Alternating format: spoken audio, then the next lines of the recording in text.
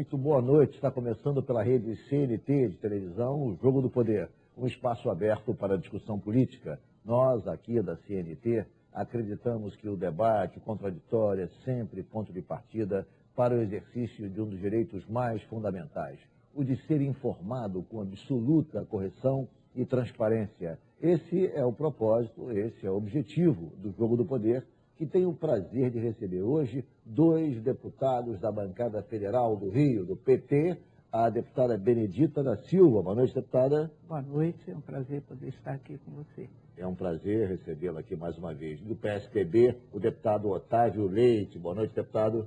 Boa noite, Ricardo, boa noite, Bené, satisfação. Os últimos dias foram marcados por um confronto entre o Congresso e o Supremo Tribunal Federal.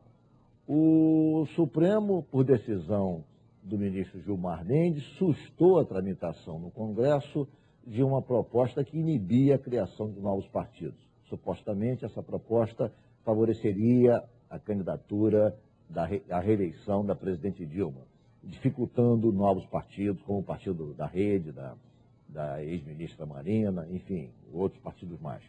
Bom, a Câmara também aprovou na Comissão de Constituição e Justiça a proposta de emenda constitucional que submete as decisões do Supremo ao Congresso. Ou seja, um é poder se imiscuindo na área do outro, em tese, é isso que está acontecendo.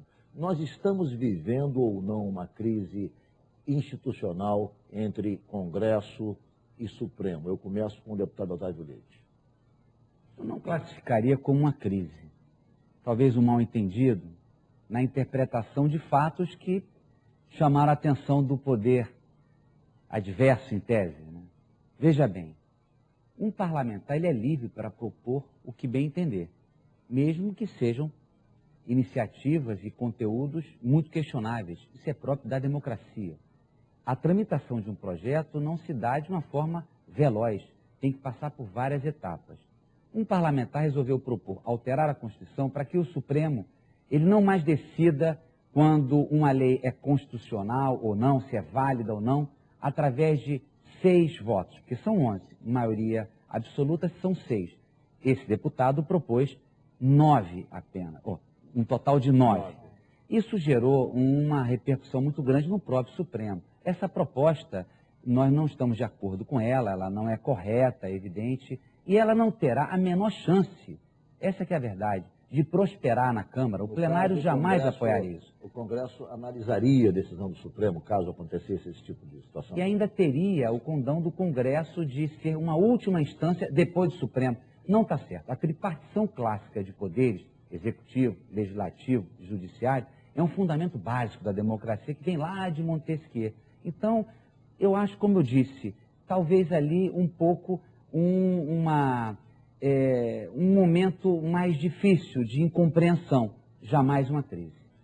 Deputada Benedita, estaria correto, por outro lado, o Supremo sustar a tramitação de um projeto, como foi no caso a decisão do ministro Gilmar Mendes, de sustar a tramitação do projeto, que de certa maneira inibiria a criação de novos partidos? É correto também que o Supremo faça isso?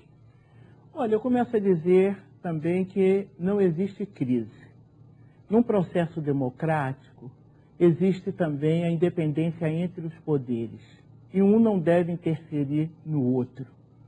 É importante que o Supremo entenda que determinadas questões é para o Congresso, e o Congresso não pode abrir mão do seu papel, porque nós estaremos judicializando, na verdade, a política, quando, na verdade, temos que tomar algumas decisões e que são constitucionais. Essa é a importância do debate no processo democrático. Então, neste momento, eu poderia dizer de que cabe ao Congresso, sim, decidir, cabe ao Congresso fazer o debate e a discussão, e se o Supremo chegar à conclusão de que o Congresso não foi capaz de resolver, como A questão, vou dar um exemplo, o royalties do petróleo. Judicializamos por quê? Porque não houve um entendimento entre as partes.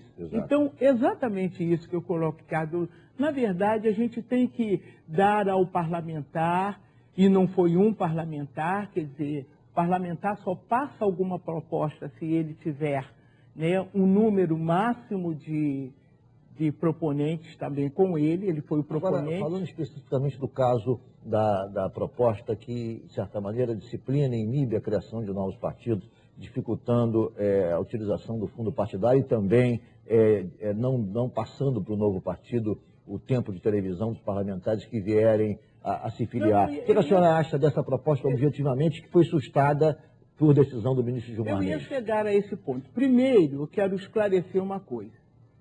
O Partido dos Trabalhadores não precisa, não necessita e não usaria de nenhuma artimanha ou processo de inibir criação de outros partidos. Sabe por quê? De onde saiu o PSOL? De onde saiu o PSTU? E de onde outros partidos têm saído? Do Partido dos Trabalhadores. Então, nós somos inteiramente...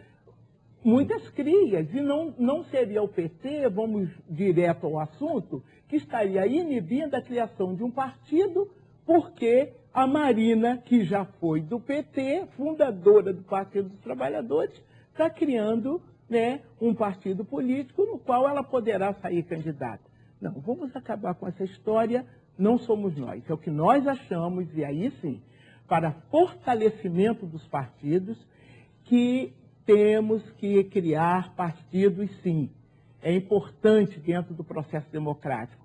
Agora, não é justo com o eleitor, não é correto com os partidos, que vem de toda uma trajetória, faz todo um esforço, elege, tem um fundo partidário com um número de parlamentares, e o parlamentar muda de partido, e aquele parlamentar fica com plenos poderes de mudar de partido, detém o seu mandato.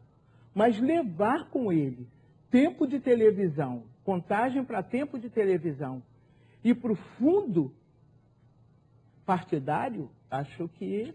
Deputado Otávio Leite, o seu partido, o PSDB, tem posição contrária. O seu partido, os líderes de seu partido chegaram a dizer que esse projeto, de certa maneira, é um casuísmo, digamos, do governo para favorecer a candidatura à reeleição da presidente Dilma. Eu queria saber a sua posição também é essa?